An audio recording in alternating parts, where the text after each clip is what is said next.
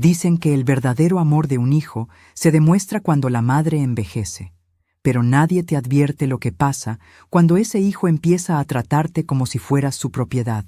Eres una vergüenza, mamá.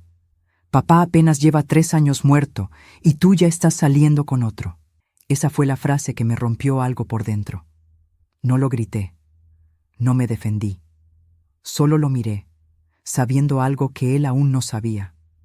Llevaba 4 semanas documentando cada uno de sus movimientos. Soy Patricia, tengo 61 años, y pasé 35 años trabajando como secretaria en un juzgado de familia. He visto cientos de casos de control parental, abuso emocional y manipulación familiar. Durante 3 décadas y media, documenté cada palabra, cada prueba, cada mentira que destruyó familias enteras. Y durante las últimas 4 semanas había estado haciendo exactamente eso con mi propio hijo. Miré a Eduardo directamente a los ojos. Sentí el peso de mi teléfono en el bolsillo de mi chaqueta de lana. Ese teléfono que contenía 89 capturas de pantalla y 34 fotografías. Y le dije con una voz tan calmada que hasta yo misma me sorprendí. Tienes razón, hijo. Una viuda decente no debería salir a cenar con nadie. ¿Qué iba a pensar la gente? Lo que vino después destruiría su matrimonio, su reputación como esposo devoto y la imagen perfecta que había construido durante 7 años. La cocina olía a café de olla recién hecho, ese mismo café que yo le había enseñado a preparar cuando tenía 12 años. La luz del atardecer entraba por la ventana que da al jardín, ese jardín donde su padre había plantado rosas blancas para nuestro aniversario número 20. Todo se veía normal, tranquilo.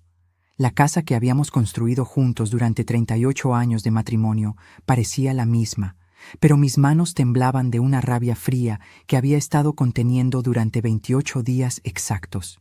Podía sentir el sabor amargo de la decepción en mi boca, ese gusto metálico que te deja la traición cuando viene de tu propia sangre. Eduardo estaba parado frente a la estufa, con los brazos cruzados, vestido con su camisa azul de marca Cara, esa que le costó 3,500 pesos y que yo nunca podría permitirme comprar. Su reloj brillaba bajo la luz. Un Rolex, 180,000 pesos en su muñeca, mientras me decía que yo debería guardar luto apropiadamente y respetar la memoria de papá. Déjame reformular eso. Mi hijo, que acababa de gastar casi 200,000 pesos en un reloj, me estaba dando lecciones sobre respeto y decencia. Unas semanas antes de ese martes, yo había conocido a Roberto en el grupo de apoyo para viudos en la parroquia. Un hombre de 64 años, ingeniero jubilado, viudo hace 5 años. Amable, respetuoso, con manos que temblaban igual que las mías cuando hablábamos de nuestros esposos fallecidos. Nos tomamos un café después de la reunión. Solo un café.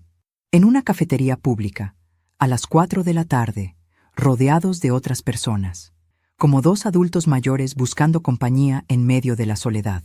3 días después de ese primer café, Eduardo me llamó. Mamá, instalé una aplicación en tu teléfono para tu seguridad. Puedo ver dónde estás. Ya sabes, por si te pasa algo. Su voz sonaba preocupada, amorosa, como el hijo que yo creía que tenía. Pero yo pasé 35 años en un juzgado de familia. Reconozco control disfrazado de preocupación cuando lo veo. No le dije nada. Le agradecí.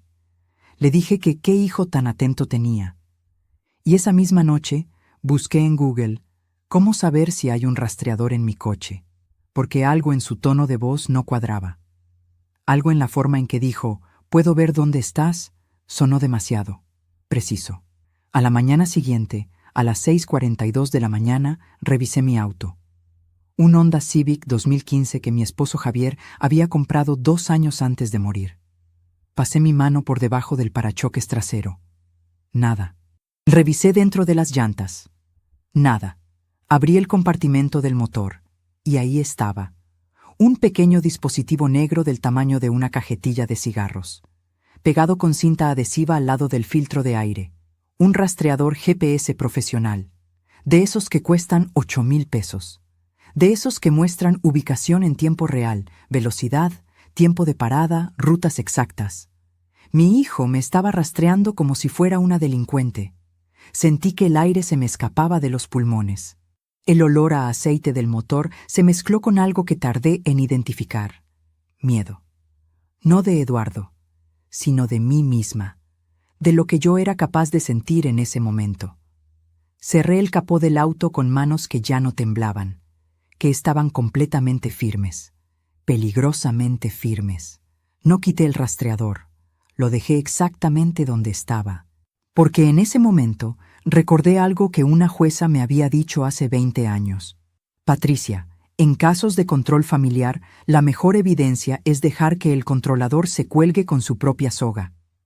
Tomé mi teléfono y saqué una foto del rastreador. Fecha y hora en la imagen. 7 de noviembre, 6:51 de la mañana. Fotografía número 1. Guardada en una carpeta oculta que titulé Jardinería. Porque sabía que Eduardo revisaba mi teléfono cuando me visitaba. Lo había visto hacerlo 2 veces en el último mes, siempre con excusas. «Ay, mamá, déjame ver esa foto que me mandaste. ¿Dónde guardaste la receta de la abuela?» Pero antes de continuar, necesito que me ayudes con algo. Revisa si ya estás suscrito a este canal y deja tu me gusta.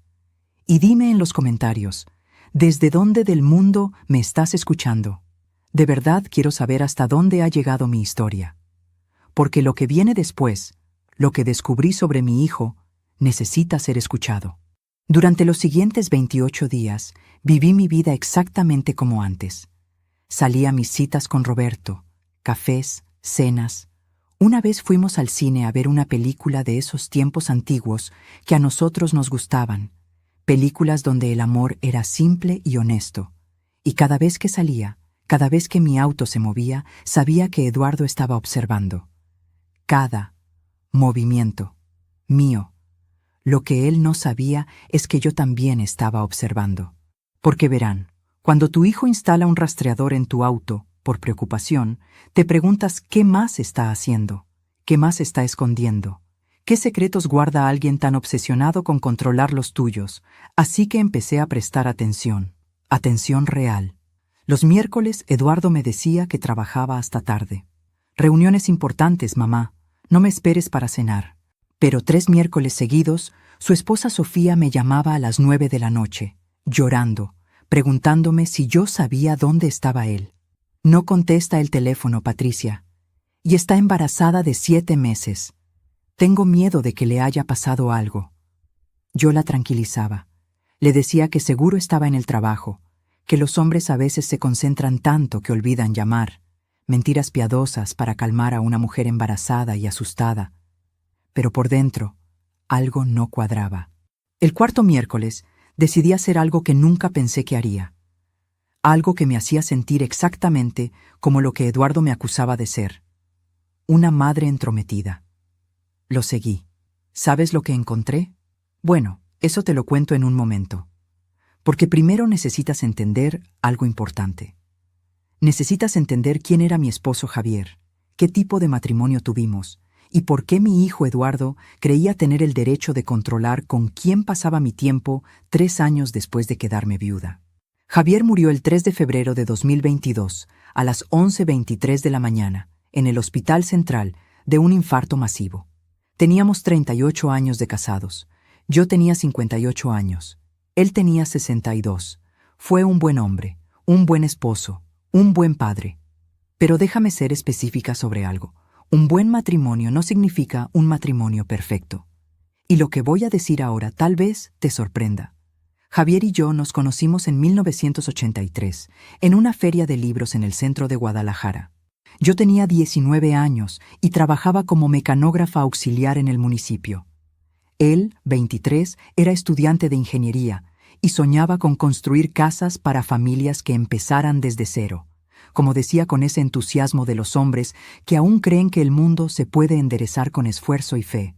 Nuestro primer beso fue una noche de lluvia, bajo un toldo azul que todavía recuerdo. Olía a tierra mojada y gasolina. Ese olor se quedó grabado en mi memoria como el inicio de todo. Durante años fuimos el retrato del matrimonio ejemplar del barrio. Mis vecinas siempre decían: los de la Casa de las Rosas Blancas, ellos sí se aman de verdad. Y quizá tenían razón. Lo que nadie veía eran las noches de silencio, los gestos fríos después de una discusión, o los pequeños reproches que se acumulaban como polvo sobre los muebles, invisibles, pero siempre presentes. Cuando nació Eduardo, en 1987, hice una pausa breve en el trabajo. Volví después y terminé haciendo carrera durante más de 3 décadas en el juzgado de familia. Javier me decía, «Quédate en casa un tiempo, Patty», y yo lo tomé como romántico. Años después, entendí que también era el inicio de mi desaparición como mujer independiente. No lo culpo, era otra época. En esos años, una buena esposa servía café, mantenía la casa impecable y se callaba cuando el esposo hablaba. Lo que sí culpo es que Eduardo heredó esa misma forma de pensar. Y ironías de la vida, cuando Javier murió, a las 11:23 de esa mañana gris de febrero, Eduardo tomó exactamente el mismo tono que su padre. Protector, autoritario, paternalista. Pero a diferencia de Javier, mi hijo nunca había aprendido a amar sin controlar. Al principio no lo noté.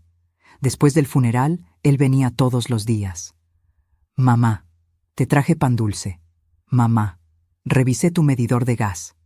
Mamá, no te sientas sola». Era dulce, demasiado dulce. Y detrás de cada gesto amable había una sombra que no supe ver a tiempo. El primer signo fue cuando cambió las cerraduras de la casa por seguridad. El segundo, cuando me pidió acceso a mis cuentas bancarias, por si algún día me pasaba algo. Lo que yo no sabía entonces era que, mientras él me pedía confianza, también estaba borrando mi independencia poco a poco. ¿Sabes qué fue lo peor? Que me acostumbré, porque los padres, especialmente las madres, tendemos a justificar todo cuando viene de un hijo. Me decía, «Solo se preocupa por mí». Me repetía, «Es su manera de demostrar cariño». Y así, sin darme cuenta, había permitido que el hijo que crié con amor me tratara como si fuera una niña que necesitaba permiso para respirar. Déjame ser honesta. Hubo un momento en que me sentía agradecida por su vigilancia. Vivir sola después de 38 años de matrimonio puede ser una pesadilla de silencios. El sonido del refrigerador era mi única compañía. A veces hablaba con las plantas solo para evitar el eco de mi propia voz. Pero todo cambió esa mañana del 7 de noviembre, cuando encontré el rastreador bajo el capó del auto. Esa fue la primera prueba. La primera de muchas. Ahí empezó mi transformación, aunque en ese instante no lo entendí. Durante los días siguientes, seguía atendiendo a Sofía, mi nuera. Le llevaba comida, la acompañaba al médico, tejía mantas para el bebé. Mientras tanto, Eduardo solo aparecía para dar órdenes. «Mamá, no la consientas tanto, se malacostumbra. Mamá, no gastes tanto en tonterías». Tonterías que, por cierto, eran pañales y medicina. Mientras él la descuidaba, yo hacía listas de horarios, de frases, de ausencias. Una tarde, mientras Sofía dormía una siesta, entré en el despacho de Eduardo buscando una carpeta contable. Sobre su escritorio había una hoja impresa con rutas de geolocalización. Eran míos. Mi coche, mis trayectos, mi vida convertida en número. Tomé una foto con el celular, rápido, sin respirar. Esa fue la evidencia número 2. Y sin embargo, algo dentro de mí todavía se negaba a creer que mi hijo pudiera actuar con malicia. Esa misma noche le pregunté casualmente, «Eduardo, cariño, ¿sigues usando esa aplicación de rastreo?» Él sonrió. «Claro, mamá, me tranquiliza saber que estás bien». Lo que yo no sabía entonces era que esa sonrisa, esa tranquilidad suya, provenían de saber también que su esposa no lo estaba rastreando a él. Pero ya llegaré a eso. Esa semana ocurrió algo que me descolocó. Roberto, mi compañero del grupo de apoyo, me envió un mensaje por error, o eso creí. Decía, «Me alegra verte sonreír otra vez, Patricia. No le hagas caso a nadie. Todos merecemos una segunda oportunidad». Lo leí 3 veces antes de contestar. Mis manos temblaban, no de vergüenza, sino de miedo. Miedo a sentir que aún estaba viva, que podía volver a amar. Cuando nos vimos el domingo siguiente, a las 5:02 de la tarde en la cafetería La Estrella, Le conté entre risas y lágrimas lo del rastreador. Él me escuchó en silencio, tomó mi mano con cuidado y dijo algo que jamás olvidaré. Tu hijo te revisa el coche, pero tú tienes algo que él no: paciencia. Y la paciencia, Patricia, es el arma más precisa cuando uno quiere justicia, no venganza. Esas palabras me atravesaron como una revelación. Justicia, no venganza. Desde ese momento comencé a registrar todo más metódicamente. Horas, lugares, reacciones, fechas. Durante 3 semanas acumulé información sin que Eduardo lo notara. Cada captura era una forma de recuperar mi poder, pedacito a pedacito. Y entonces llegó el día que lo seguí. Era miércoles, 27 de noviembre. Sofía, con sus 7 meses de embarazo, me llamó preocupada. No responde, Patricia. Lleva 3 horas sin señal. Tranquila, le dije. Seguro aún está en la oficina. Colgué, respiré profundo y conduje. Revisé la aplicación de ubicación que Eduardo me instaló por seguridad en el teléfono y vi que su propio celular aparecía en una dirección que no reconocía. La calle Independencia, 142. Cuando llegué, ya era de noche. El aire olía a perfume caro y humo de tabaco. En la acera, un coche que conocía demasiado bien, el suyo, y a unos metros, él, abrazando a una mujer que no era su esposa. Esa imagen me golpeó con más fuerza que todas las humillaciones anteriores juntas. Mi hijo, ese juez moral que me prohibía tomar un café con un viudo, besaba a una mujer joven en la esquina de un hotel barato. Le tomé una foto, fecha y hora. 27 de noviembre, 21:18. Evidencia número 3. No lloré, no grité, solo observé. Y en ese silencio comprendí que el destino tenía un sentido del humor cruel. Durante 35 años escuché esposas decirle al juez: él juraba que lo hacía por amor. Y ahora ahí estaba yo, frente a la misma escena que tantas veces escribí en expedientes judiciales. Lo observé durante 3 noches más. Mis manos ya no temblaban, solo registraban.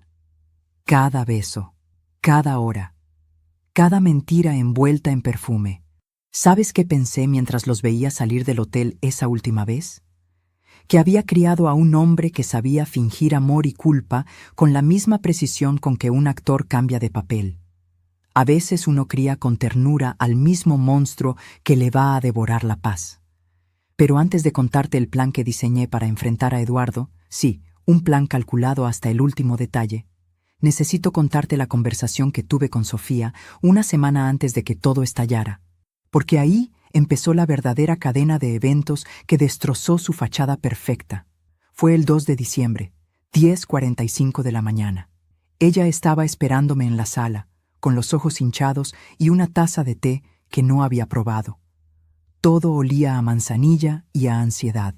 Patricia, me dijo con voz temblorosa, a veces siento que Eduardo me miente, que no está realmente aquí. Mi corazón se encogió. Guardé silencio. No era momento para señalar, solo para escuchar. Ella continuó. Te juro que intento confiar en él, pero hay noches que no vuelve hasta las 3 de la madrugada, y cuando regresa, huele a perfume, pero no al mío. Respiré hondo. Sentí el frío del aire colarse por la ventana. ¿Y si te dijera que no estás imaginando cosas, Sofía? Ella me miró confundida. Antes de poder responder, toqué su mano y susurré. Tranquila, espera. En unas semanas tendrás respuestas, y serán pruebas, no sospechas. Aquel día sellé mi decisión. Tenía poco más de 3 semanas para preparar la verdad. Cuando Sofía me dijo que sentía que Eduardo le mentía, algo dentro de mí se partió en 2. La madre que lo había defendido toda la vida quiso decirle: «No, hija, estás exagerando». La mujer que había pasado 35 años en un juzgado de familia se quedó callada, porque reconocía demasiado bien la mirada de una esposa que empieza a darse cuenta de que su casa está construida sobre arena. Pero déjame decirte algo que quizá ya sospechas. Los primeros en notar que algo anda mal no son los vecinos, ni los amigos, ni siquiera los padres. Es el silencio de una habitación compartida el que primero grita la verdad.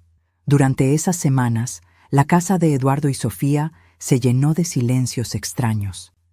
Silencios en la mesa cuando sonaba su teléfono y él lo ponía boca abajo.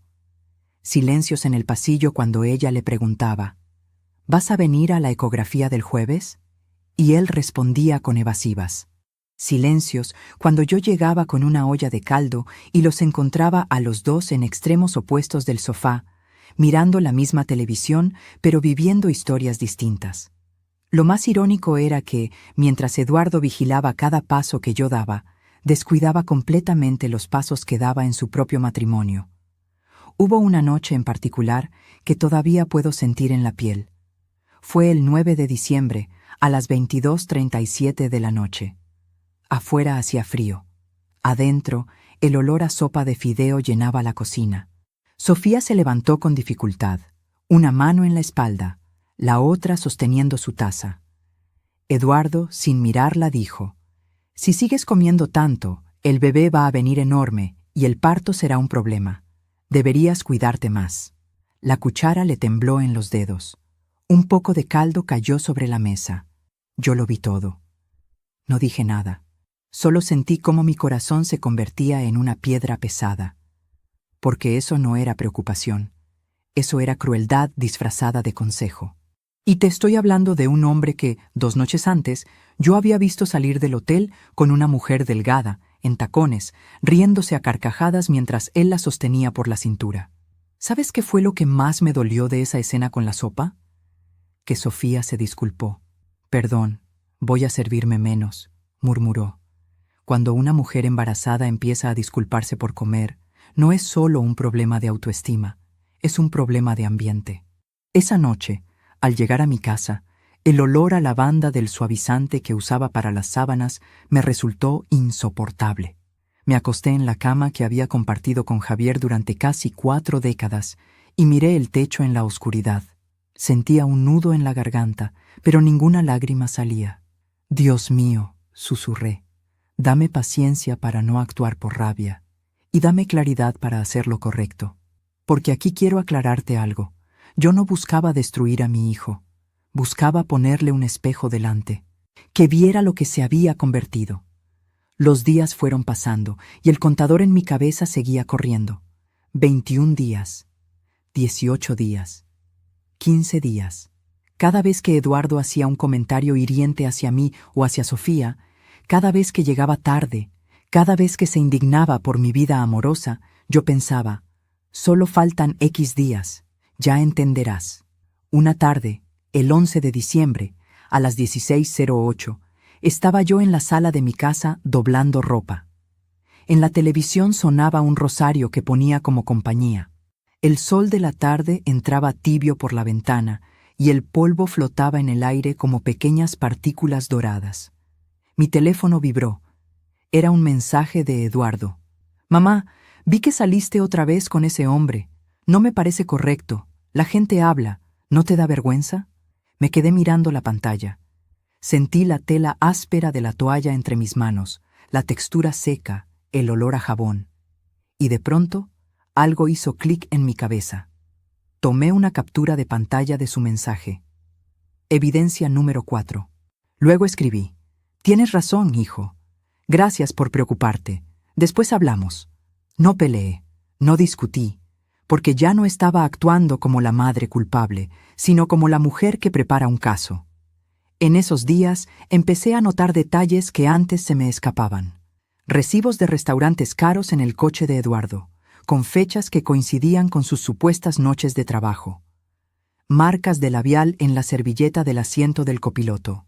Fragancias nuevas en su ropa, perfumes que no eran de Sofía. Cada descubrimiento era un golpe, pero también una pieza más del rompecabezas. Tomé fotos de los recibos. Evidencia 5, 6, 7. Déjame contarte una escena que todavía me quema por dentro. Fue el 13 de diciembre, 19:26 de la noche. Estábamos los tres en la sala. Sofía en el sillón, con los pies hinchados apoyados en un banquito.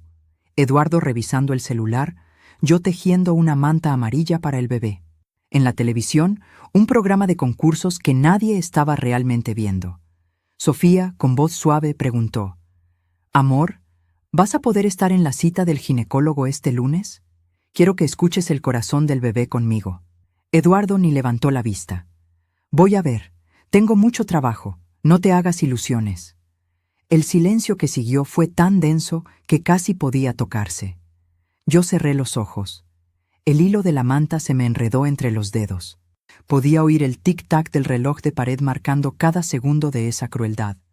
Y luego vino el golpe final de esa noche. «Además», añadió Eduardo, «no es bueno que estés tan emocional. Mamá, dile algo, tú eres más fuerte que ella, no la consientas tanto». Le di 6 años de mi vejez.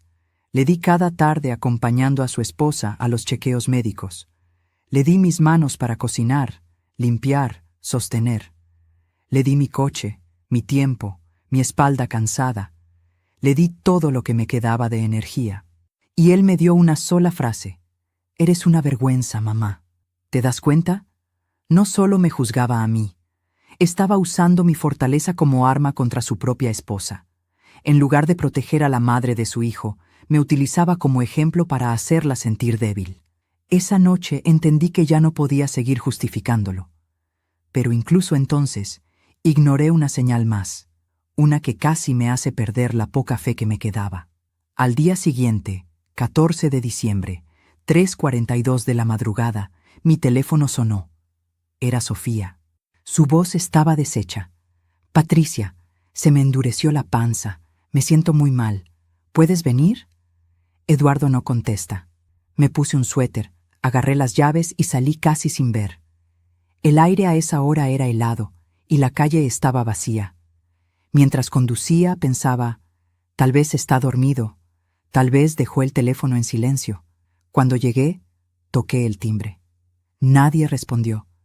Sofía abrió la puerta desde adentro, pálida, con lágrimas secas en las mejillas. «Llevo 1 hora llamándolo», susurró. La ayudé a respirar. La senté, le preparé té. A las 4:18 marqué yo al teléfono de Eduardo. Contestó. Su voz sonaba entrecortada, como si estuviera caminando. «¿Qué pasa, mamá? Estoy ocupado». Miré a Sofía, doblada de dolor en el sofá. «Tu esposa te necesita. Está asustada. Ven ahora». Hubo un silencio. «Es que estoy lejos. No llego pronto. Atiéndela tú. Para eso estás ahí. Para eso estás ahí». Cuando colgué, el olor a manzanilla, a sudor frío y a miedo llenaba la sala. Y en ese momento supe con certeza dónde no estaba Eduardo. En un lugar donde un padre debería estar. Ese fue el último aviso que ignoré. A partir de ahí, dejé de cerrar los ojos.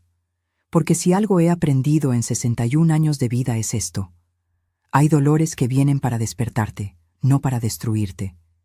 Y yo estaba, por fin, despertando. Después de aquella madrugada en que Sofía me llamó llorando y Eduardo respondió con un frío «para eso estás ahí», algo en mí se acomodó en un lugar nuevo. Ya no era solo una madre herida. Era una mujer que había decidido, conscientemente, dejar de excusar lo inexcusable. Y cuando una madre deja de justificar, el suelo empieza a moverse, y lo hace despacio, como si temblara desde dentro, desde el corazón. Los días siguientes fueron una sucesión de pequeñas escenas que, vistas desde fuera, podrían parecer insignificantes. Un desayuno, una llamada, una frase al pasar. Pero para mí, cada una de ellas era como una señal luminosa en medio de la oscuridad, como si el universo entero me estuviera marcando el camino. Cada gesto de Eduardo, cada comentario, cada nueva ausencia, se iba colocando silenciosamente en una línea invisible que llevaba a un solo punto: el día en que la verdad saldría a la luz. Solo faltaban 15 días. 15 amaneceres en que mi paciencia dejaría de ser silencio. Recuerdo con claridad el 14 de diciembre, 19:03 de la noche, en la casa de Eduardo. Había reunión familiar. Sus suegros, sus cuñados, algunos primos, incluso un par de vecinos curiosos que siempre buscaban motivos para colarse en las cenas donde había vino. La mesa estaba llena de platos de cerámica sencilla, comida casera, arroz, frijoles, carne en salsa. Yo había pasado la mañana entera cocinando. El olor a ajo, cebolla y comino se había quedado pegado en mis manos, en mi cabello, en la ropa. Me puse mi blusa de algodón favorita, la que mi madre me regaló hace 20 años, ya con el tejido un poco gastado pero lleno de recuerdos. Sofía llevaba un vestido sencillo, amplio, cómodo para su embarazo. Se veía bonita en su cansancio. En cambio, Eduardo llegó a las 19:41, con una camisa nueva, claramente de marca, el pantalón perfectamente planchado, los zapatos lustrados como espejos y ese reloj brillante que parecía gritar su precio a cualquiera que lo mirara. Mientras todos se sentaban, escuché cómo uno de sus amigos le murmuraba al oído: «Bonito reloj, bro. ¿Nuevo?». Eduardo sonrió, satisfecho, con ese gesto de quien está acostumbrado a las miradas. «Sí, me lo merecía», dijo. «Uno tiene que darse gustos, ¿no?». Lo observé desde el otro extremo de la mesa. Él se servía el mejor pedazo de carne. Primero él, siempre él. Ni siquiera miró si Sofía podía alcanzar el plato. Yo, en cambio, me senté a su lado. Le acomodé la silla, le puse una manta en los hombros porque hacía frío y la ventana dejaba entrar una corriente helada. Ella agradeció con una sonrisa frágil. Ese contraste lo decía todo. Yo contaba pesos para comprar verduras. Él gastaba miles en lujo para su muñeca. 2 mundos bajo el mismo techo. Durante la cena, uno de los tíos comentó en tono de broma: «Patricia, ¿y tú? ¿No piensas rehacer tu vida? Estás muy joven todavía». La mesa se llenó de risas superficiales, las típicas risas que nacen del alcohol y la incomodidad. Yo sonreí con educación, dispuesta a contestar algo ligero, pero Eduardo se adelantó. «Mi mamá no está para eso», dijo con voz firme, casi alzando el tono. «Tiene que respetar la memoria de mi papá. Además, a su edad, ¿quién la va a querer de verdad?». El silencio que siguió fue tan espeso que hasta los cubiertos parecieron quedarse quietos. Sentí las miradas clavarse en mí. Alguien fingió toser. Otro bebió un sorbo de vino para disimular. Sofía bajó la vista, incómoda, removiendo el arroz en su plato. El tío carraspeó: «Era solo una broma, muchacho». Yo respiré hondo, y ahí recordé algo aprendido en tantos años viendo juicios. La dignidad bajo fuego. No perdí la compostura. No lloré. No le grité. Solo lo miré con calma, como se mira un cuadro que ha cambiado de forma sin que uno se dé cuenta, y dije: «Tranquilo, hijo. A mi edad, una ya aprendió que no todo lo que parece amor lo es, y que hay hombres que juran respetar a una mujer mientras la engañan a sus espaldas». La frase quedó flotando en el aire, densa como humo. Vi cómo Eduardo se tensó, la mandíbula apretada, la vena del cuello marcada. Sus ojos buscaron los míos, desafiantes, intentando intimidar. «¿Qué insinúas, mamá?». Sonreí apenas, sin pestañear. «Nada, hijo, solo hablo en general». Pero por dentro, mi sangre hervía. No era rabia desenfrenada, sino esa calma afilada que llega cuando el alma deja de suplicar y empieza a registrar. En mi mente, tomé nota. Otra evidencia, otra grieta, otro disparo invisible. Esa fue una de las primeras humillaciones públicas que me hizo. Delante de toda la familia, me redujo a un chiste. A una mujer vieja, ridícula, que debía permanecer al lado del recuerdo de su esposo como una estatua. Solo que hay estatuas que en su quietud guardan fuego. Lo que él no sabía era que esa misma noche, al irse todos, yo abriría mi cuaderno y anotaría cada detalle. Hora, lugar, personas presentes, palabras exactas, expresiones, silencios.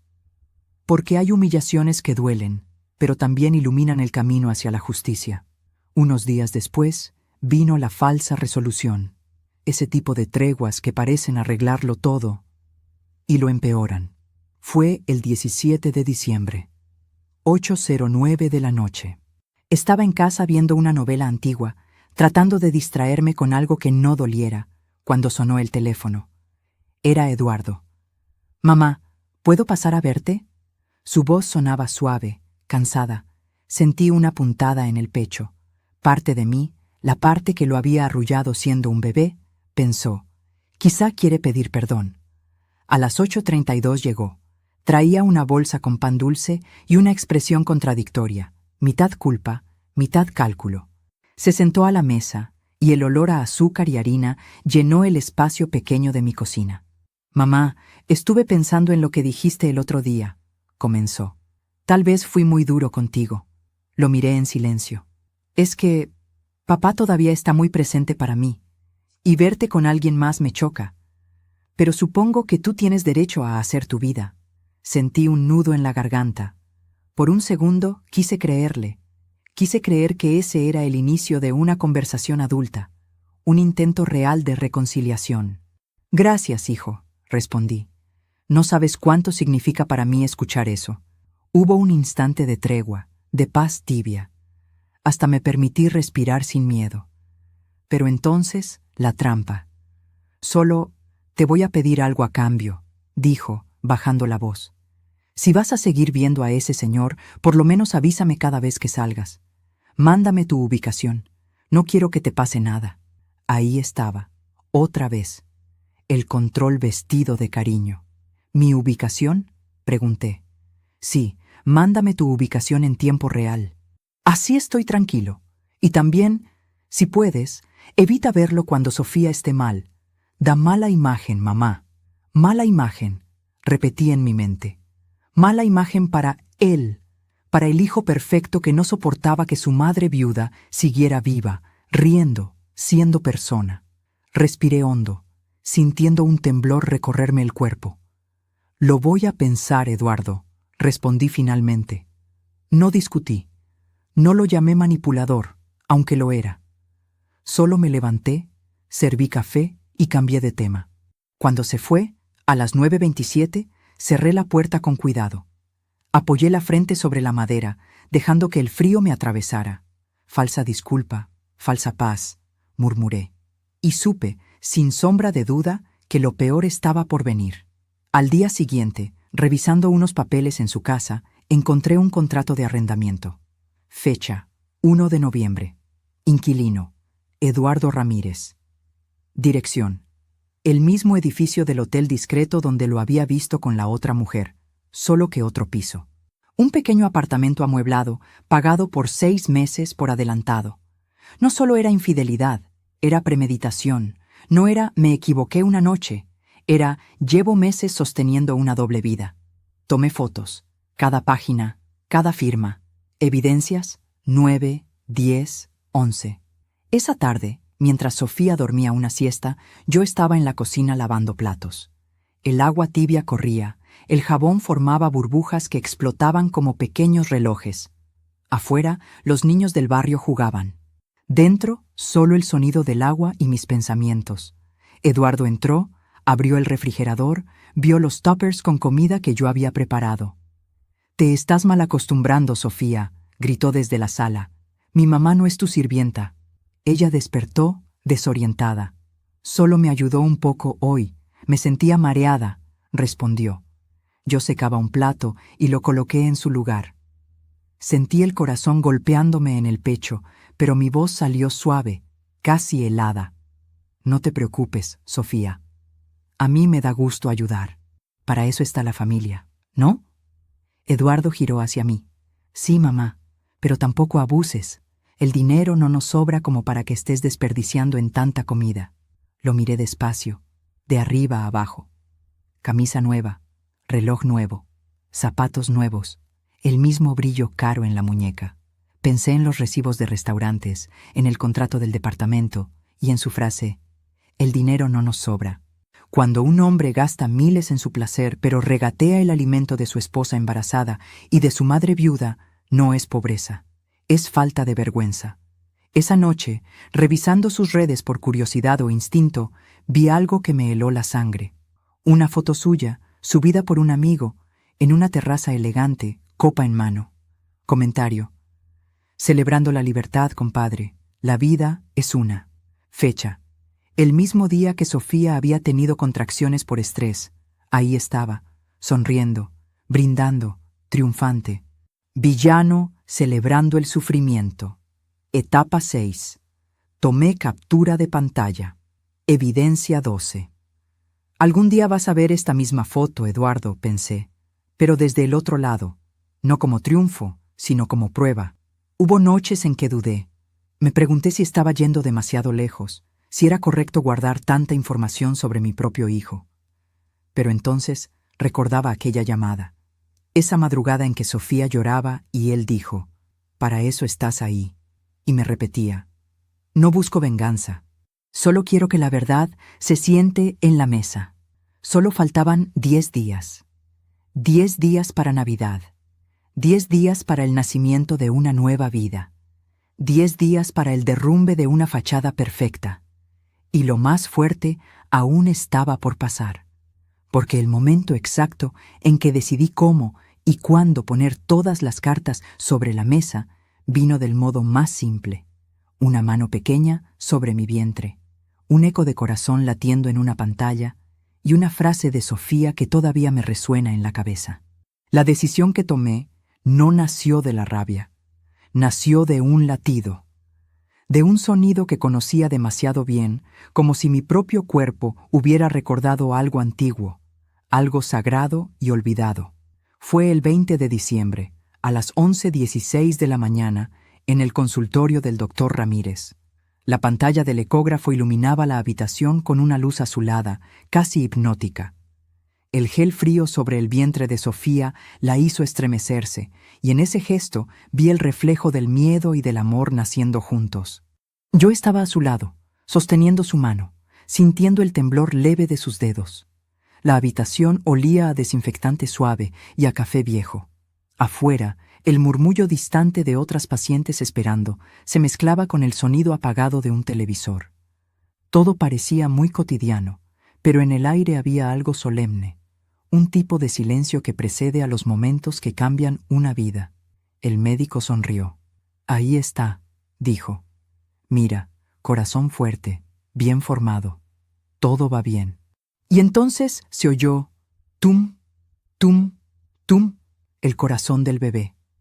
Ese sonido me rompió y me reconstruyó al mismo tiempo. Fue como si una puerta se abriera dentro de mí y detrás encontrara a todas las mujeres que fuimos madres sin manual, sin consuelo, pero con una fuerza que nace del instinto. Pensé en Eduardo de bebé, en cómo yo también escuché por primera vez su corazón en una pantalla borrosa, en 1986. Pensé en las promesas que me hice entonces. Te voy a proteger, te voy a enseñar a ser un hombre bueno, te voy a cuidar siempre. Y lo peor fue darme cuenta de que, en algún punto del camino, ese niño se había perdido detrás del adulto que ahora vigilaba, mentía y hería sin darse cuenta. Sofía empezó a llorar en silencio. Una lágrima cayó sobre la almohada de papel. «Quédate conmigo, por favor», me susurró. «No sé si Eduardo va a venir a alguno de estos controles». Le apreté la mano. «Estoy aquí», le dije, «y no me voy a ir». En ese momento, mientras escuchaba el corazón de mi futuro nieto, tomé la decisión final. No iba a permitir que ese niño naciera en medio de una mentira. La verdad iba a salir a la luz. Duele, pero limpia. Y como la fiebre, avisa que el cuerpo está peleando para sanar. Salimos del consultorio a las 12:04. El sol del mediodía nos golpeó la cara. Era un calor brillante, casi insolente. El aire olía a gasolina, a tortillas recién hechas de la tiendita de la esquina, a vida cotidiana con su ruido y su polvo. Sofía caminaba despacio, una mano en la espalda, otra sosteniendo el sobre con las fotos del ultrasonido. «¿Se las vas a enseñar a Eduardo?», le pregunté, aunque ya sabía la respuesta. «Si llega a casa temprano», dijo, con una sonrisa triste que no alcanzaba los ojos. Esa frase fue la gota final. Esa misma tarde, a las 16:20, me senté en mi mesa de la cocina. Afuera lloviznaba apenas, y las gotas dejaban un murmullo en los cristales. Saqué todos mis papeles, mi cuaderno, mi teléfono, las fotos impresas del rastreador, las capturas de pantalla de sus mensajes, las imágenes del contrato de renta, los recibos del restaurante y la foto celebrando la libertad. Las coloqué ordenadas, una sobre otra, como si armara un expediente judicial. porque en realidad eso era, el expediente de la hipocresía de mi propio hijo. Título mental: Eduardo Ramírez. Controla a la madre, traiciona a la esposa. Mientras las revisaba, sentí algo extraño. No solo dolor, sentí claridad. Una calma helada recorriéndome el cuerpo. No era la calma de la resignación, sino la de alguien que ya no se pregunta, ¿debo hacerlo?, sino, ¿cuándo y cómo lo haré? Empecé a planear. No con impulsos, sino con fechas, horarios, escenarios, pausas cuidadosamente pensadas. Necesitaba 3 cosas. 1. Un momento en que toda la familia estuviera reunida. 2. Un escenario donde él no pudiera huir fácilmente. 3. Una justificación moral para mostrar lo que sabía, no por chisme, sino por protección. Y entonces lo vi clarísimo. La cena de Nochebuena. 24 de diciembre. La fecha en que las familias se miran a los ojos, se desean paz, hablan de amor, de unión. El día en que todos fingen. ¿Qué mejor noche para desenmascarar una mentira que se sostenía precisamente en el nombre de la familia? Solo faltaban 4 días. Mientras marcaba esa fecha en mi calendario, recordé una frase de un sacerdote que alguna vez escuché. La verdad a destiempo es crueldad. La verdad a tiempo es medicina. Yo sabía que lo que iba a hacer iba a doler, que la gente iba a juzgar. Pero también sabía que, si no lo hacía, ese bebé nacería en un hogar levantado sobre el engaño y el control. Y preferí cargar con la culpa de hablar a cargar con la vergüenza de callar. Esa noche, 20 de diciembre, a las 21:07, sonó mi teléfono. Era Eduardo. «Mamá, vas a venir a cenar en Navidad con nosotros, ¿verdad? Sofía quiere que estés». Sonreí, aunque él no pudiera verlo.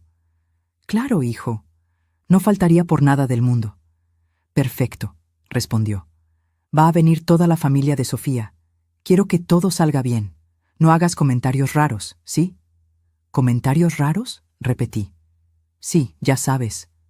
Cosas de tu vida.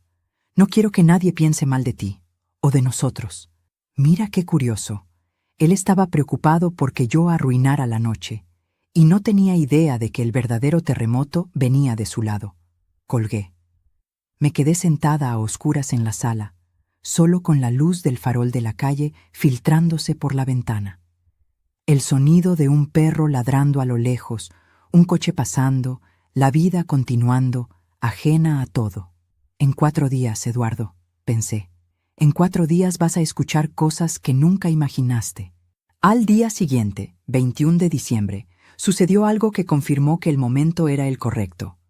Sofía vino a verme a las 10:32 de la mañana. Traía una bolsa con pan dulce y los ojos agotados, los párpados hinchados del llanto que seguramente había contenido. El olor a pan recién horneado llenó mi pequeña cocina, y ese aroma cálido contrastó con la tristeza que traía su voz. Se sentó y sin rodeos dijo: «Patricia, ¿tú crees que Dios perdona a las personas que saben la verdad y se quedan calladas?» La pregunta me atravesó como un cuchillo frío. «¿Por qué lo dices?», le pregunté con suavidad. Ella jugueteaba con el borde de la servilleta. «Porque siento aquí», dijo tocándose el pecho, «que algo no está bien. No solo con Eduardo, conmigo también. Siento que me engaño a mí misma, que me hago la tonta. Y no quiero que mi hijo crezca viendo una madre que se hace la tonta». La miré largamente. Vi en ella a la Patricia de hace 30 años, la mujer que callaba por mantener la paz, la mujer que después se preguntaba en la almohada por qué nadie la defendía. Me incliné hacia ella. Dios no nos pide que seamos ciegos, nos pide que seamos justos. A veces, la verdad es la única forma de proteger a los que vienen detrás. «¿Qué harías tú?», preguntó, con lágrimas contenidas. Tomé aire. Yo invitaría a todos a sentarse a la misma mesa, y dejaría que la verdad hablara con pruebas, no con chismes. Cuando todos están juntos, las máscaras pesan más. No le dije que ya lo había decidido. No le dije que la cena de Navidad sería el escenario. Solo planté la semilla. Ese mismo día, a las 18:55, tuve otra señal. Eduardo subió una historia a sus redes. Una mesa en un restaurante caro, copas de vino, una mano femenina, joven, sosteniendo la suya. No se veía la cara de ella, pero yo conocía esa camisa que él llevaba. No era ropa de reunión de trabajo, como le había dicho a Sofía. La descripción decía, brindando por lo que viene. Por lo que viene. Tomé captura. Evidencia 13. Brindas hoy, pensé, por algo que no imaginas. Esa noche no pude dormir. Me acosté a las 23:40, pero a las 2:11 seguía despierta. El ventilador hacía un ruido constante, monótono, casi hipnótico. Me levanté, preparé un té de manzanilla. El sabor tibio y ligeramente amargo me calmó por dentro. Abrí la Biblia que estaba sobre la mesa. No buscaba un versículo específico, solo necesitaba sentir que no estaba sola en esa decisión. Leí una frase al azar. La verdad os hará libres. Sonreí con ironía. Libres, repetí. Qué curioso, Eduardo. Tú celebras tu libertad mientras encadenas a los demás con mentiras. El 22 y el 23 de diciembre fueron días de apariencia normal. Sofía arreglando detalles de la cena, yo ayudando en la cocina, comprando ingredientes, ensayando en silencio cómo comenzar esa conversación sin temblar. Eduardo entrando y saliendo, dando órdenes, revisando listas, con ese aire de quien cree que todo está bajo control. Pero por dentro, otra cosa se estaba cocinando. El 23 de diciembre, a las 17:22, entré al cuarto de huéspedes donde a veces me quedaba. Abrí mi bolso y revisé que todo estuviera ahí. Copias impresas de las rutas del rastreador. Fotos del dispositivo en mi coche. Capturas de sus mensajes juzgándome. Fotos del contrato del departamento. Imágenes de él con la otra mujer. Capturas de la publicación brindando por su libertad. Cada cosa en un sobre, perfectamente ordenado.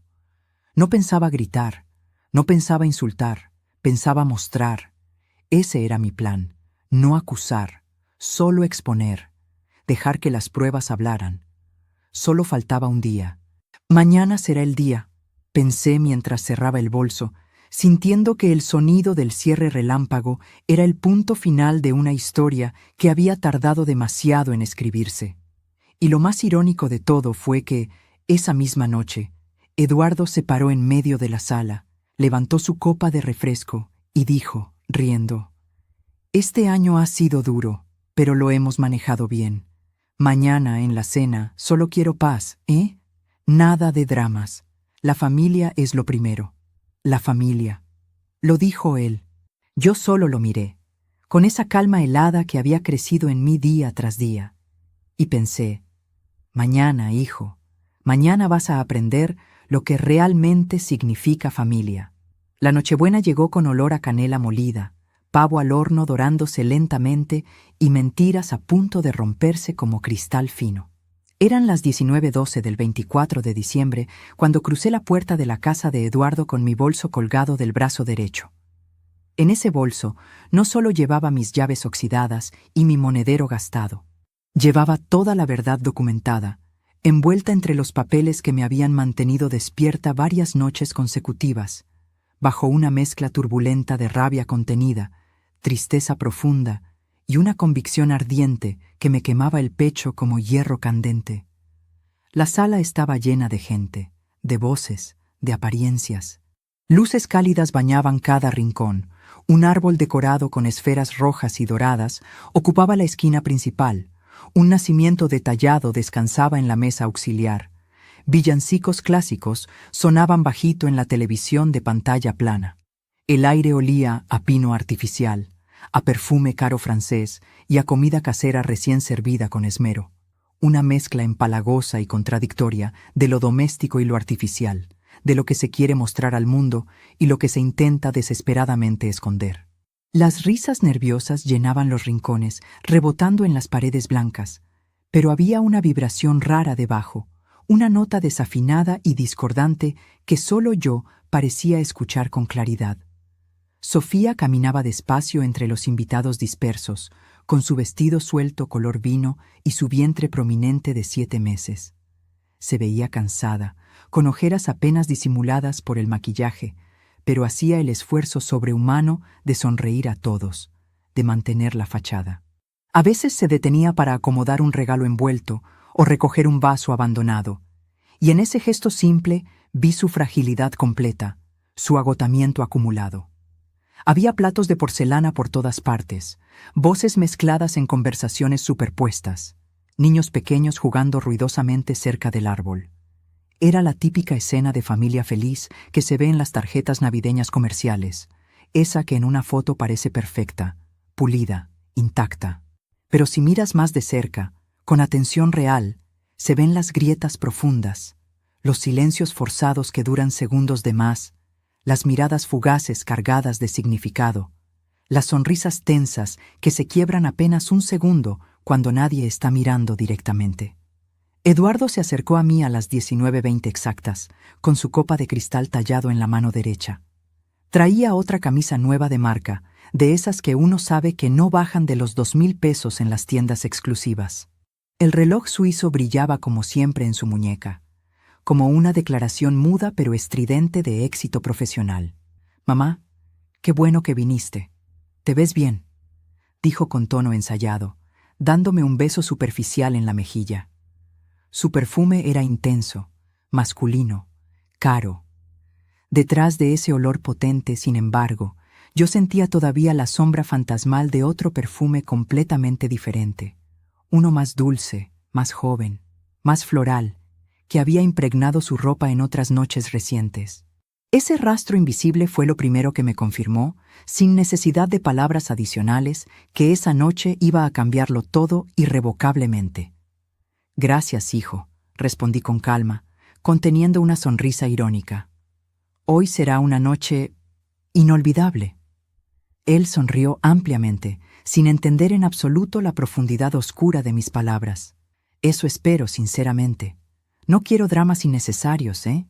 La familia de Sofía está muy sensible por el embarazo avanzado y todo eso». «La familia de Sofía», pensé con amargura. Como si yo fuera un invitado más, uno cualquiera. Como si no hubiera sido yo quien sostuvo a esa muchacha en cada crisis de ansiedad nocturna, en cada madrugada de dolor físico y emocional, cuando él estaba convenientemente trabajando hasta tarde en proyectos urgentes. Las horas avanzaron con lentitud tortuosa. A las 20:03 ya todos estaban sentados ceremoniosamente a la mesa larga.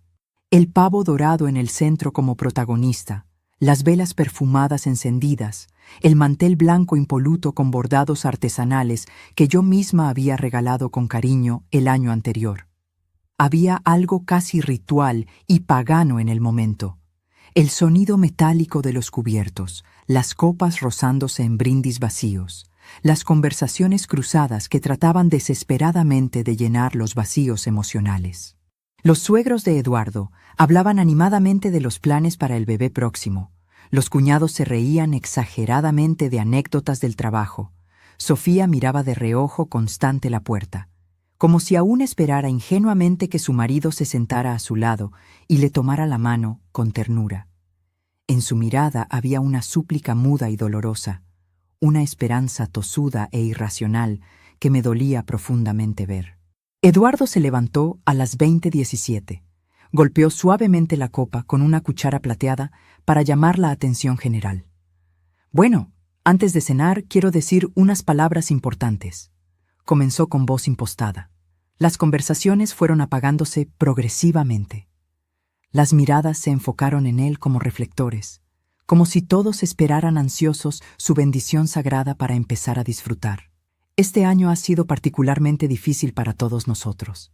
La muerte inesperada de mi papá todavía nos pesa enormemente en el corazón. El embarazo ha sido físicamente cansado, el trabajo hizo una pausa dramática calculada. Pero aquí seguimos, juntos y unidos, y lo único que pido humildemente esta noche es paz verdadera. Que dejemos los problemas cotidianos afuera y recordemos que la familia lo es absolutamente todo. La familia lo es todo. Es profundamente curioso cómo quienes más traicionan esa frase sagrada son quienes más la pronuncian con voz solemne y pecho inflado. Hubo aplausos suaves y educados. Alguien dijo amén con fervor. Él levantó la copa con gesto teatral. Todos lo imitaron obedientemente. Yo también levanté la mía mecánicamente, pero en mi mente no brindaba por la paz artificial, brindaba por la verdad devastadora. Durante la cena interminable, observé cada detalle. Eduardo servía vino tinto a los suegros con una cordialidad casi teatral y estudiada. Hacía chistes oportunos, contaba historias elaboradas de trabajo, se pintaba hábilmente como el esposo perfecto, el hijo ejemplar, el hombre responsable y digno. Cada palabra suya era una capa más de maquillaje espeso sobre una herida podrida que supuraba. Sofía apenas comía bocados. Jugaba nerviosa con el tenedor, daba bocados pequeños y mecánicos. Yo la miraba fijamente, y a cada gesto suyo frágil, la decisión dentro de mí se volvía más firme, más inevitable, más necesaria. A las 21:02, uno de los familiares mayores de Sofía preguntó con genuina curiosidad: ¿Y tú, Patricia? ¿Cómo te has sentido estos 3 años largos sin Javier? Debe ser terriblemente duro. Sentí las miradas girar hacia mí como un foco. Incluso Eduardo me miró con intensidad, con una mezcla visible de advertencia y curiosidad, como si temiera genuinamente lo que podía salir de mi boca. Puse la servilleta sobre la mesa, con calma deliberada. El duelo es duro, claro que sí, respondí midiendo cada palabra. Pero también te enseña cosas fundamentales. Te enseña quién está realmente a tu lado en los momentos difíciles. Quién te respeta como ser humano. Quién te ve como persona completa y quién te ve como propiedad heredada. Hubo un murmullo sutil, pero perceptible. Los ojos de Eduardo se entrecerraron peligrosamente. «¿Vamos a empezar, mamá?», dijo en tono bajo y controlado, con esa sonrisa de aparente control que ya no engañaba a nadie con ojos abiertos. Sonreí sin alegría. «No, hijo, vamos a continuar, porque esto empezó hace mucho tiempo, y hoy…» Miré el reloj de pared antiguo. A las 21:04 del 24 de diciembre, me cansé definitivamente de callar. El silencio que cayó sobre la mesa fue distinto a todos los silencios de antes. Pesado como plomo, tenso como cuerda de violín, como ese momento exacto antes de una tormenta eléctrica que sabes que arrasará con todo a su paso. Sofía me miraba con los ojos muy abiertos, entre confundida y asustada. «Patricia, ¿qué pasa?», preguntó con un hilo de voz temblorosa. Respiré hondo, llenando mis pulmones. Puse mis manos sobre mi bolso gastado. Sentí el roce áspero de la tela, el peso real de los sobres cargados de verdad. Y entonces, en lugar de levantar la voz dramáticamente, la bajé hasta casi un susurro. «La familia lo es todo», dijo Eduardo hace un momento. Empecé con deliberada lentitud. Y tiene razón absoluta. Por eso, cuando alguien dentro de la familia miente sistemáticamente, controla obsesivamente y engaña descaradamente, no es un asunto pequeño ni privado. Es un asunto que compete a todos los presentes. «Mamá, ya fue suficiente», dijo él, tensando visiblemente la mandíbula. «No es ni el momento ni el lugar apropiado». «Al contrario», respondí con firmeza, mirándolo directamente a los ojos. «Es exactamente el momento. Y este es exactamente el lugar». Saqué el primer sobre amarillo del bolso. Mis manos no temblaban en absoluto, peligrosamente firmes, como la primera vez que vi el rastreador en mi coche. Abrí el sobre con movimientos lentos y saqué la foto ampliada del dispositivo GPS. La coloqué en el centro exacto de la mesa, entre la fuente humeante del pavo y el plato de ensalada. «¿Saben qué es esto?», pregunté sin levantar la voz, dejando que la imagen hablara. Los suegros de Sofía se inclinaron con curiosidad para mirar mejor.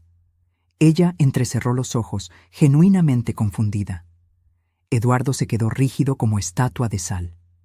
«Es el motor de mi coche», continué con voz clara. «Y esto de aquí, este pequeño aparato negro pegado con cinta, es un rastreador GPS profesional. Lo encontré el 7 de noviembre, a las 6:51 de la mañana, pegado con cinta adhesiva industrial al lado del filtro de aire». El murmullo creció como ola. «¿Un rastreador?», murmuró Sofía, horrorizada y pálida. Asentí lentamente. «Sí, un rastreador profesional de última generación, de esos que cuestan miles de pesos en tiendas especializadas. De esos que pueden decirte a qué hora exacta entra y sale una persona de su casa, de una cafetería, de un hotel. La palabra hotel cayó pesada sobre la mesa como martillo. Eduardo tragó saliva ruidosamente. «¿Qué estás intentando insinuar?», preguntó, la voz temblándole por primera vez. «Estoy diciendo», respondí despacio, articulando cada sílaba, «que mientras tú me acusabas públicamente de ser una vergüenza familiar, de no respetar la memoria sagrada de tu padre por tomar un simple café con un hombre viudo, tú sabías perfectamente a qué hora salía yo de mi casa, a qué hora llegaba a cualquier lugar, cuánto tiempo exacto me quedaba allí».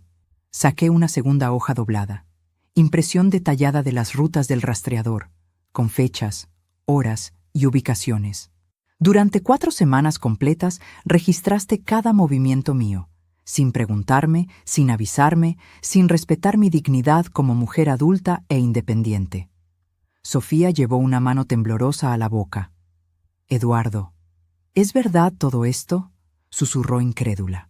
Él abrió y cerró la boca varias veces, buscando desesperadamente una defensa plausible.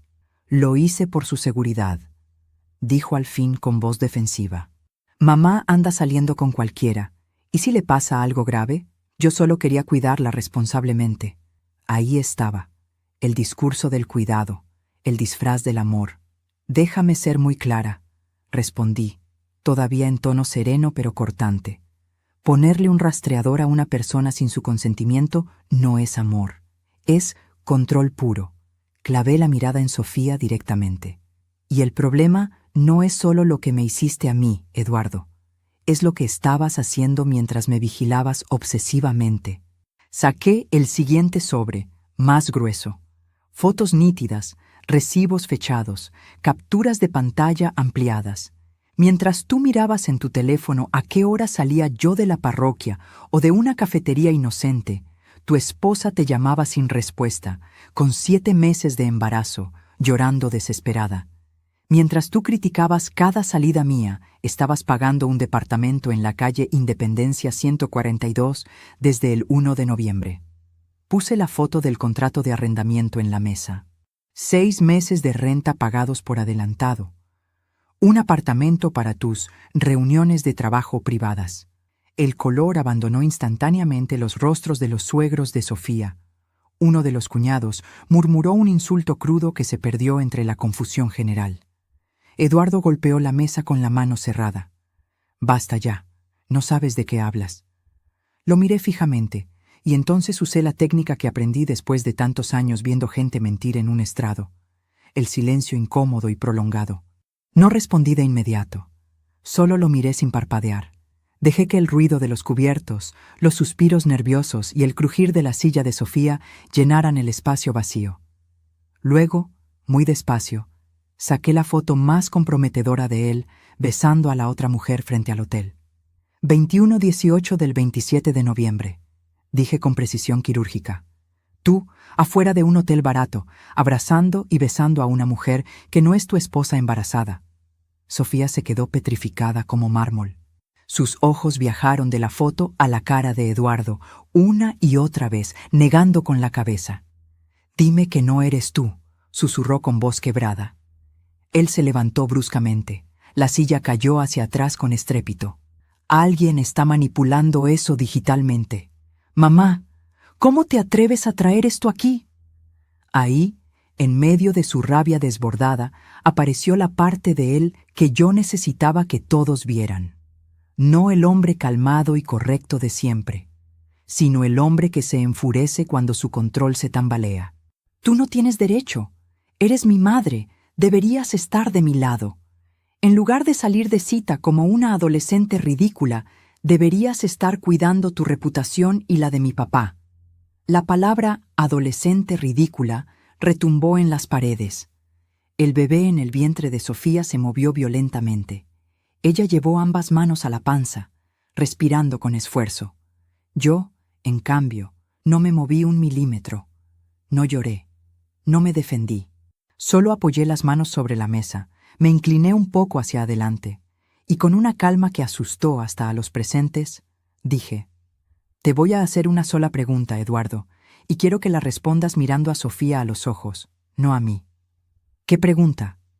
¿Te parece una vergüenza más grande que tu madre viuda tome café con un hombre decente? ¿O que tú engañes a tu esposa embarazada mientras te vendes como el hijo perfecto? El silencio fue absoluto. Ni los villancicos se oían ya. Solo el tic-tac del reloj y el sonido del propio corazón de cada uno. Sofía rompió a llorar con sollozos ahogados. Los suegros se levantaron indignados, pero nadie dijo nada todavía, todos esperando la respuesta de Eduardo.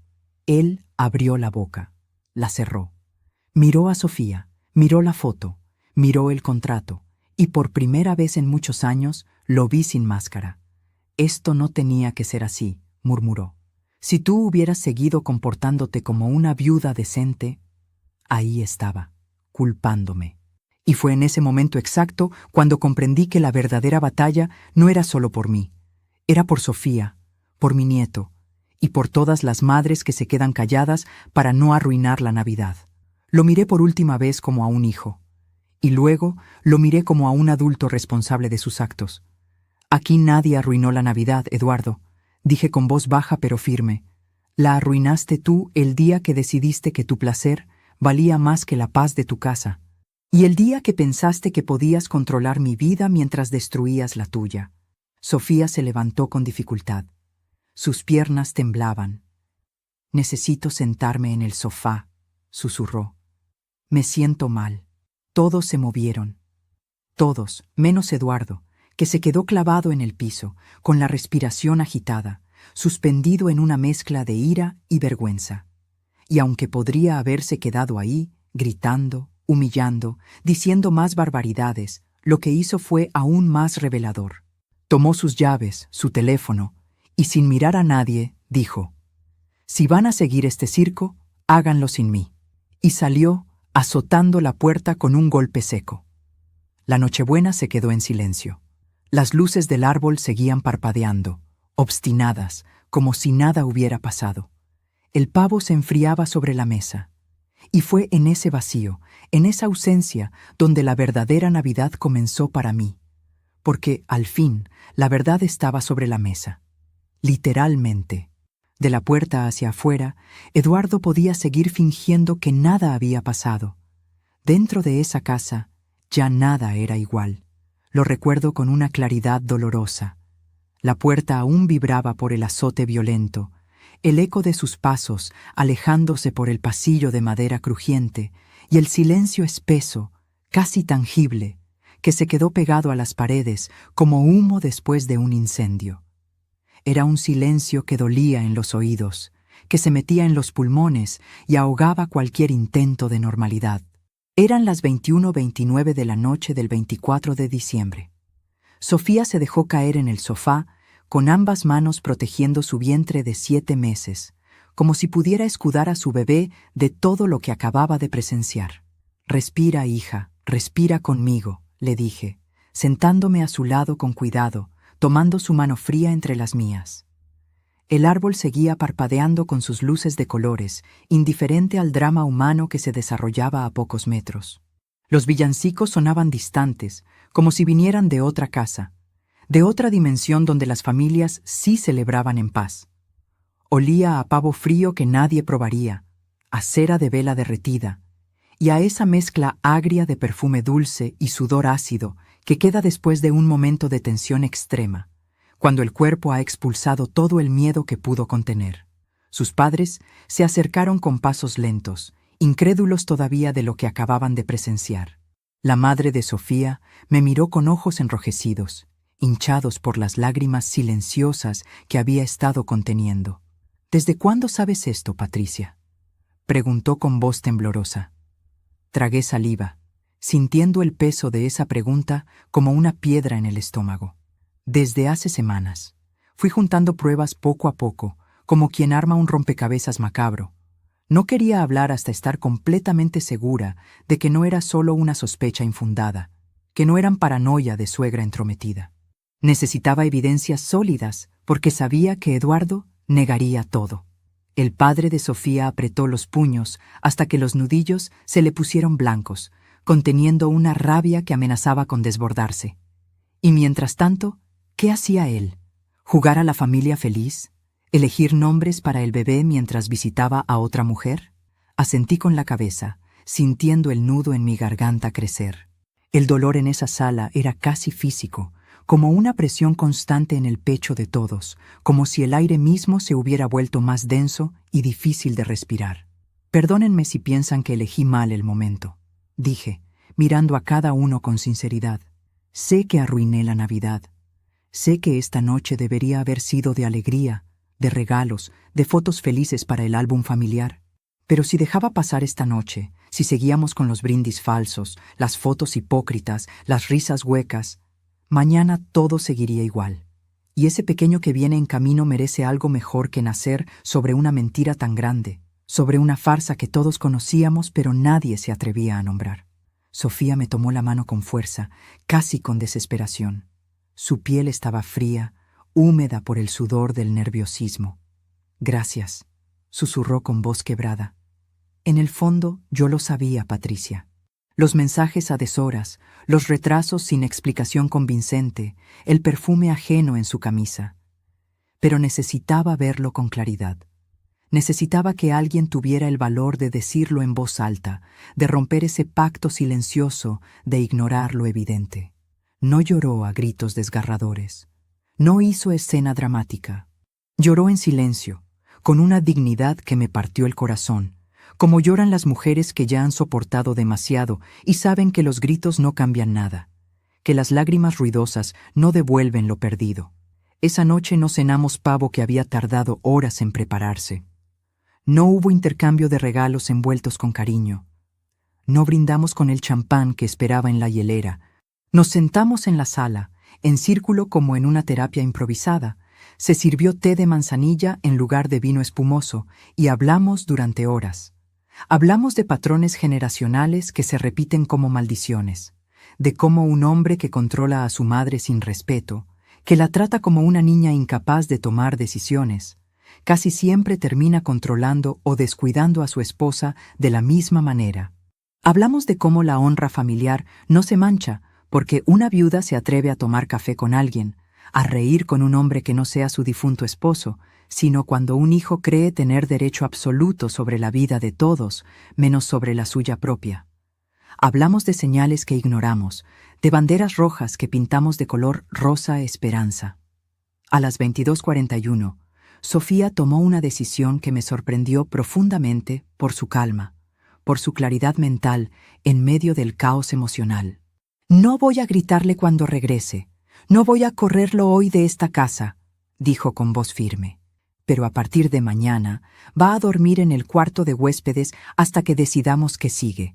Y cuando nazca el bebé, él va a tener que decidir si quiere ser padre de verdad, presente y comprometido, o solo un hombre que aparece en las fotos de cumpleaños pero está ausente en lo que realmente importa». La miré con profundo orgullo maternal. Ahí estaba la fuerza que ella creía no tener, la columna vertebral que pensaba que se había roto. Poco después, cuando el reloj marcaba casi medianoche, cada quien se fue retirando a su espacio, agotados emocionalmente. Yo me quedé esa noche en la casa de ellos, por si Sofía se sentía mal o necesitaba algo. Me ofrecieron la cama del cuarto de huéspedes con sábanas limpias, pero terminé durmiendo a ratos incómodos en una silla cerca de ella, escuchando su respiración irregular, velando sus suspiros entrecortados, lista para ayudarla si me necesitaba. A las 3:42 de la madrugada, otra vez esa hora maldita que parecía perseguirme, me levanté en silencio tratando de no despertar a nadie y fui a la cocina a oscuras. Preparé un café bien cargado, de esos que dejan el paladar amargo. El sabor intenso me mantuvo despierta, pero también me trajo un recuerdo nítido y doloroso.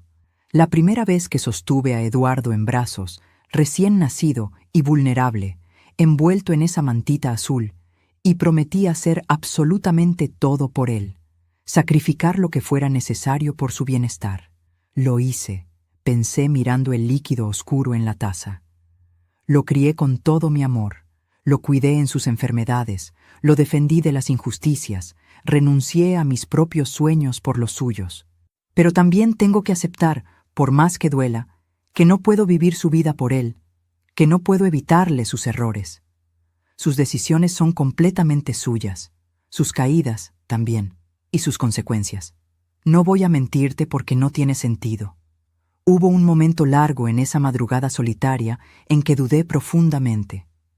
¿Habré sido demasiado dura? ¿Habría otra forma menos violenta de haberlo hecho? ¿Debí hablar con él primero en privado? Y entonces oí un pequeño golpe sordo en el cuarto. Sofía se había incorporado en la cama con dificultad por el peso del embarazo. ¿Estás despierta?, preguntó con voz rasposa. Me acerqué rápidamente. Sí, hija mía. Ella me miró con los ojos hinchados de tanto llorar, pero más claros, más lúcidos que nunca. Si hoy no hablabas, Patricia, yo no habría tenido la fuerza para ver todo esto con claridad. Seguiría esperando ciegamente un milagro que nunca llegaría, rogando por un cambio que él nunca iniciaría por voluntad propia. Así que no, definitivamente no me arrepentí. Los días siguientes fueron extraños, tensos, llenos de silencios incómodos. Eduardo no volvió a hablarme de inmediato ni a mirarme a los ojos. Entraba y salía de la casa con el ceño fruncido permanentemente, evitando mirarme directamente como si yo fuera un espejo que reflejaba su propia vergüenza. Dormía en el cuarto pequeño, el que alguna vez fue su cuarto de adolescente con pósters deportivos. Esa ironía cruel no se me escapó. El hombre que quería controlar a todos, que se sentía el patriarca de la familia, estaba encerrado de nuevo en el cuarto del niño que fue, despojado de su autoridad construida sobre mentiras. Yo seguía ayudando a Sofía diariamente, sin esperar agradecimientos. Cocinaba sus comidas favoritas, limpiaba lo que ella no podía alcanzar con su barriga, la acompañaba a los últimos controles médicos mientras escuchábamos el corazón acelerado del bebé. Y mientras hacía todo eso, volvía una y otra vez a la misma reflexión dolorosa. Lo crié con amor incondicional. Lo crié con fe profunda en que sería un buen hombre. Lo crié con sacrificio que me costó mi propia identidad. Renuncié a mi carrera prometedora en contabilidad por estar con él cuando era pequeño. Renuncié a mis sueños de viajar por Europa para que él pudiera estudiar en la mejor universidad privada. Lo crié creyendo firmemente que la familia era lo primero, siempre. ¿Y así me pagaba? ¿Con vigilancia y control? Pero aquí viene algo importante que aprendí en ese proceso.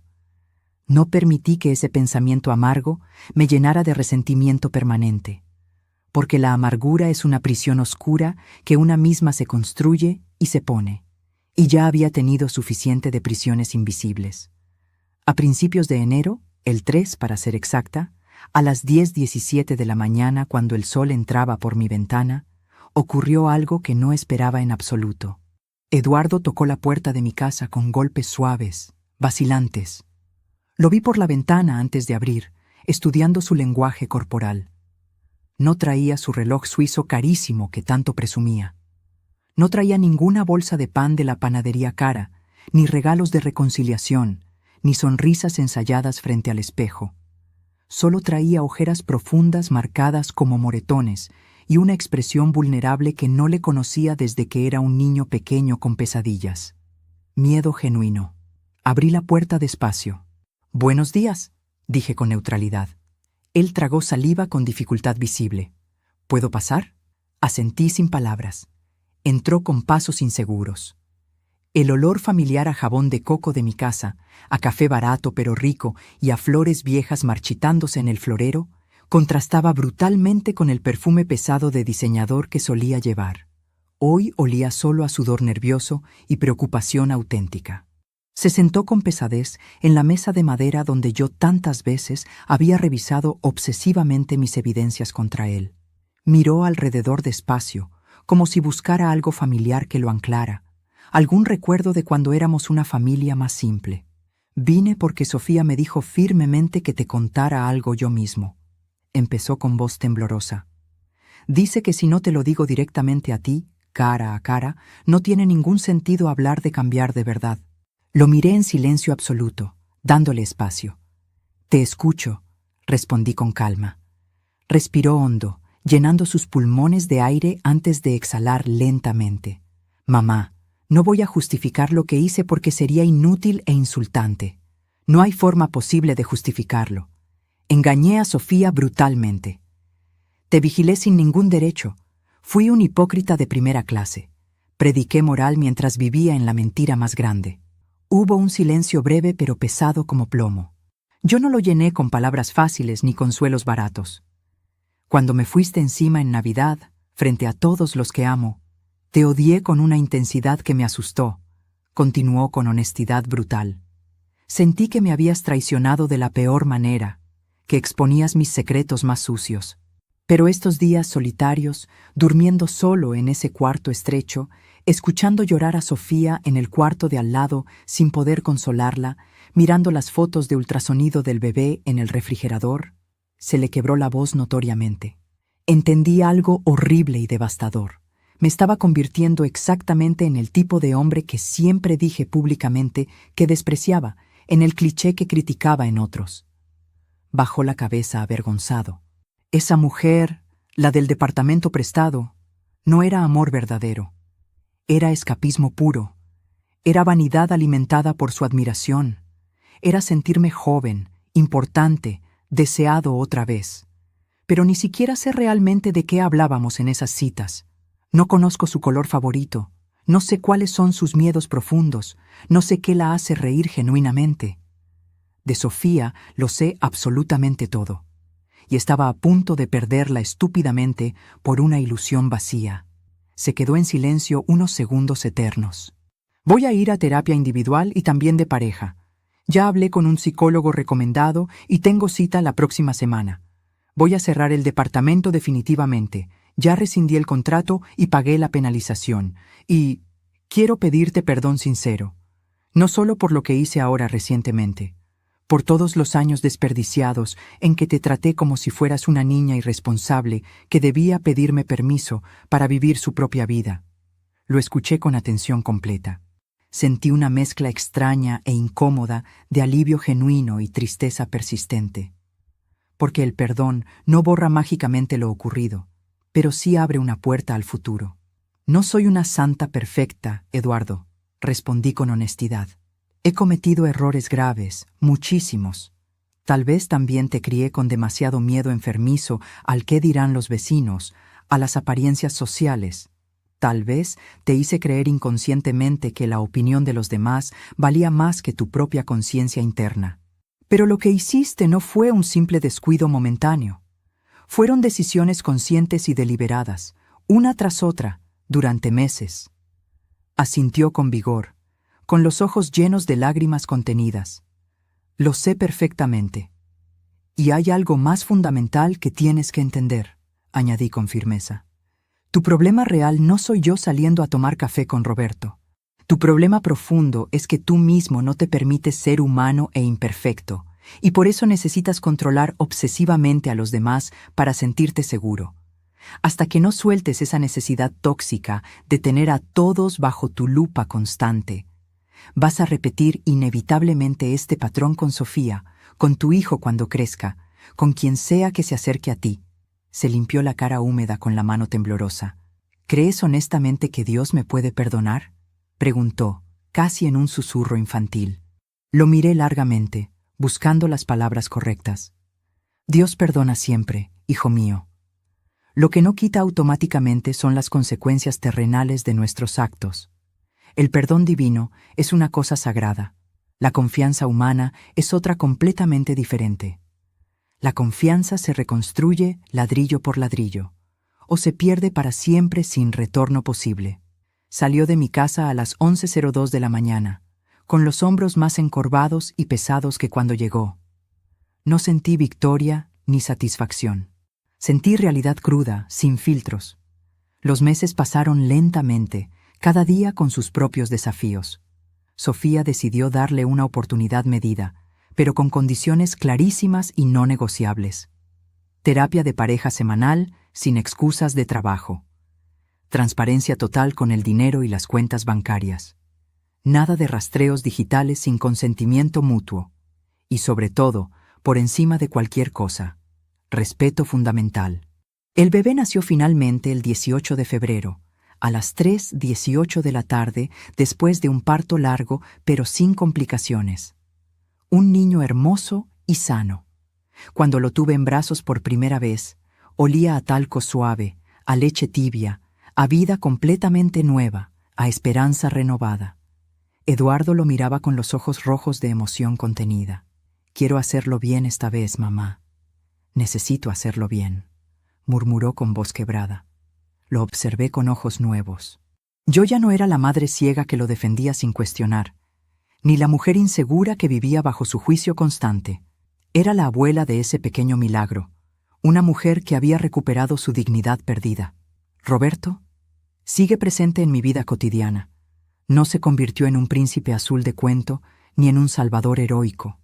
Es un hombre bueno y sencillo, con sus propias heridas mal curadas. Cenamos juntos una vez por semana en su restaurante favorito. Vamos a misa juntos algunos domingos, caminamos por el parque tomados de la mano como dos adolescentes tardíos descubriendo el romance. La primera vez que Eduardo nos vio juntos después de todo el drama, caminando por la plaza, me miró fijamente. Y no dijo absolutamente nada. Solo asintió con la cabeza despacio, en silencio respetuoso. No era una bendición entusiasta, pero tampoco un juicio severo.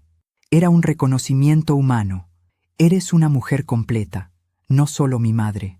Hoy, mientras grabo esta historia larga para ti, soy una viuda de 61 años que aprendió algo muy tarde, pero finalmente aprendió. Que la sangre compartida no garantiza automáticamente el respeto mutuo. El respeto se gana día a día y se pierde en un instante. Que el amor genuino de una madre no tiene que ser ciego para seguir siendo amor verdadero. Puede ver claramente, puede confrontar dolorosamente, puede poner límites necesarios, y sigue siendo amor incondicional. Que la honra familiar auténtica no se cuida escondiendo cobardemente los pecados bajo la alfombra persa, sino teniendo el valor tremendo de decir, aquí nos equivocamos gravemente y aquí vamos a cambiar de raíz. Y si un día lejano mi nieto, ese niño precioso que escuché por primera vez en un monitor antes de nacer, llega a ver este video grabado, quiero que sepa algo fundamental. Te criamos para amar profundamente, no para controlar cruelmente. Te criamos para respetar genuinamente, no para poseer egoístamente. Te criamos para que entiendas que tu abuela no fue solo mamá de alguien, sin identidad propia. Fui mujer con sueños propios. Fui esposa enamorada. Soy viuda sobreviviente. Soy abuela orgullosa. Y sigo completamente viva. Dicen por ahí que el verdadero amor de un hijo se demuestra cuando la madre envejece y pierde su belleza. Yo añadiría algo más profundo. El verdadero amor de una madre se demuestra cuando deja de permitir que incluso sus hijos propios la traten como si no tuviera derecho absoluto a existir por sí misma, con autonomía plena. Si tú que me escuchas has sentido alguna vez que alguien, un hijo, una pareja, un hermano, un amigo, intenta controlar tu vida entera en nombre del supuesto cariño o la preocupación, pregúntate honestamente, ¿es realmente amor o es miedo disfrazado de protección? Y dime algo, con el corazón en la mano abierta, ¿en mi lugar exacto habrías callado por no arruinar la Navidad familiar? ¿O habrías puesto también la verdad incómoda sobre la mesa, aunque se enfriara el pavo preparado con tanto esfuerzo? Te leo en los comentarios con interés genuino, porque tal vez, al compartir sinceramente lo que vivimos, los que ya tenemos más de 50 años y cicatrices invisibles, ayudo a que tú no vuelvas a aceptar nunca menos respeto del que realmente mereces.